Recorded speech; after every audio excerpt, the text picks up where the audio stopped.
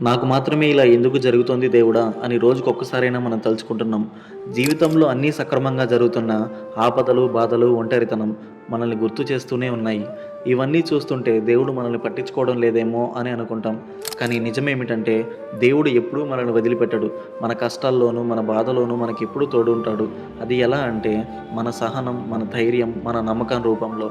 కొన్నిసార్లు వెంటనే జవాబు ఇవ్వడు. ఎందుకంటే ఆయన మనకు ఒక పాఠం నేర్పాలని అనుకుంటాడు. పడిన కష్టం, అనుభవించిన వేదన మనకు ఫ్యూచర్‌లో బలమవుతాయి. మనకు ఇప్పుడు ఇది అర్థం కాకపోవచ్చు కానీ, ఒకరోజు వెనక్కి తిరిగి చూసినప్పుడు తెలుస్తుంది.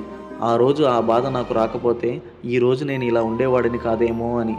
కాబట్టి నాకు మాత్రమే ఎందుకు దేవుడా అని అనడం కంటే, దేవుడా నువ్వు నా ఫ్యూచర్‌లో ఏం ప్లాన్ చేశావో తెలీదు.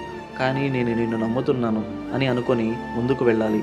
ఎందుకంటే నమ్మకం ఉన్నవాడి జీవితంలో దారి తప్పే అవకాశం ఉండదు. ఈ వీడియో మీకు నచ్చినట్లయితే ఒక్క లైక్ చేసి సపోర్ట్ చేయండి చాలు.